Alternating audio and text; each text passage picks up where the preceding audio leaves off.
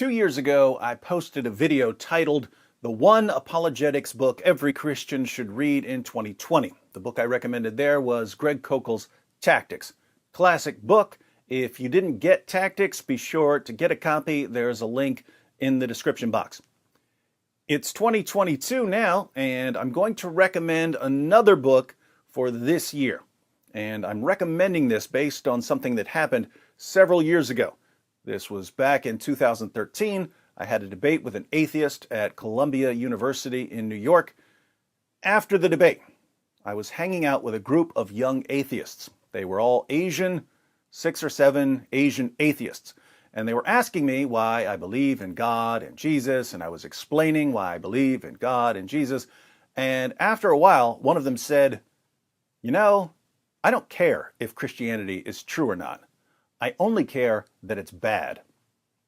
And that was really, really strange to me, not caring whether something is true. I mean, I criticize Islam a lot, but if it were true, I would want to know it. So after making sure I understood this young atheist correctly, I went down the line and asked each one of them if they agreed with what he said. And every single atheist agreed that they didn't care if Christianity was true. They only cared that it was bad. And I realized that I was giving arguments to people who really didn't care about arguments. They grew up listening to Richard Dawkins and Christopher Hitchens and Sam Harris, and they had been conditioned to have overwhelmingly negative feelings about Christianity. And their feelings made arguments irrelevant. The anger that these young Asian atheists had against Christianity was kind of puzzling to me. I was an atheist in high school, and I knew a few other students who were atheists. We all thought that Christians were wrong. We all thought that Christians were gullible. We all thought that Christians were just people who believed whatever their parents told them to believe. But we didn't have this idea that Christianity has been this violent, anti-science plague on humanity for 2,000 years. The attitude was more like, yeah, we get that love your neighbor and do unto others had a positive impact on the world, and that may still help some people now, but we don't believe in all this nonsense about miracles and heaven and hell. Fast forward 2 decades, and Christianity had suddenly become the source of everything bad in the universe. The vast majority of history's wars were fought over religion. Total nonsense. Christianity has been at war with science for centuries. Total nonsense. All of the major figures of the scientific revolution were Christians of one sort or another. Suddenly, what was once generally thought of as good, even by people who didn't believe in it, was now thought of as bad. And notice, this happened to different beliefs as well.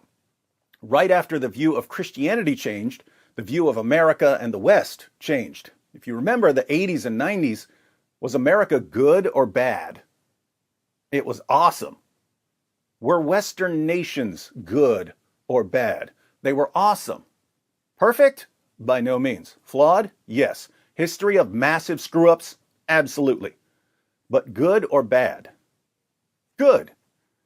Now they're evil. Like Christianity, they're the source of all the world's problems. Fast forward a little more, down to the present, and everything that was once good is now evil. Every institution that was once good is now evil. Every person who was once good is now evil.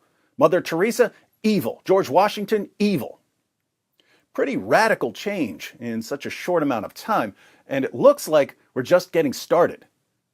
So, what happened?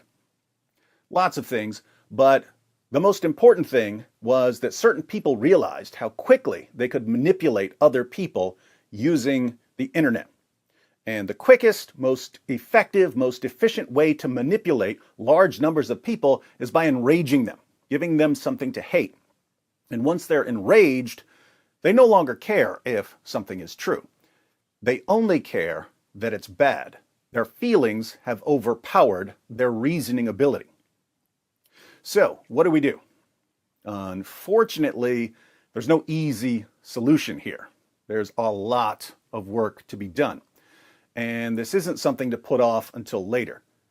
The most important thing we need to do, given the cultural shift, is to make the impact of Jesus on the world common knowledge. It used to be pretty common knowledge. It's no longer common knowledge. And the kind of manipulation that relies on enraging people against a position usually only works in an atmosphere of ignorance about that position, assuming the position isn't actually evil. If it is actually evil, then you don't need manipulation to make it look bad. But if a position is good and you want to make it look bad, you have to manipulate people into hating it.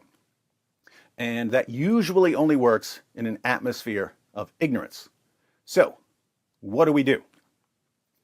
We get rid of the atmosphere of ignorance. We make the impact of Jesus common knowledge. That's why I'm declaring that the one apologetics book every Christian should read in 2022 is Person of Interest by cold case detective and former atheist J. Warner Wallace. Person of Interest is about the uniqueness and the impact of Jesus. And it's not, well, here's what the Bible tells us about Jesus.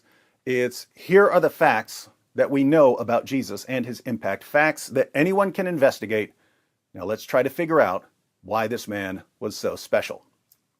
Learning about Jesus and his impact isn't just something that Christian apologists need to do. It needs to be common knowledge in families, in the church, in society, and ultimately around the world. So find a way to read this book in 2022. Now, for those of you who are looking at this book and thinking, that book looks kind of big, I mostly learned from videos, David. Not so fast. This book is on the long side of apologetics books, and reading isn't as popular as it once was. But here's a fun fact for those of you who don't think you'll read 250 pages, even though there are lots of pictures. If you don't have time, or you don't think you'll take the time to read an entire book that covers multiple topics, you don't have to read the entire book. You can pick a topic you're interested in and focus on that topic. So instead of reading the entire book, you could study one chapter and learn that one chapter well and share what you learn. You could even learn one important fact. Guess what? If 1,000 Christians each learn one important fact and they share those facts with others, that is a lot of information they've just injected into society. So if you're a Christian, get a copy of Person of Interest. The link is in the description box. And if you're not a Christian, if you're an atheist or a Muslim or a Hindu, you should get this book too. Whatever you believe about Jesus, it's always a good idea to make sure that it lines up with reality. And Person of Interest is a really good place to start.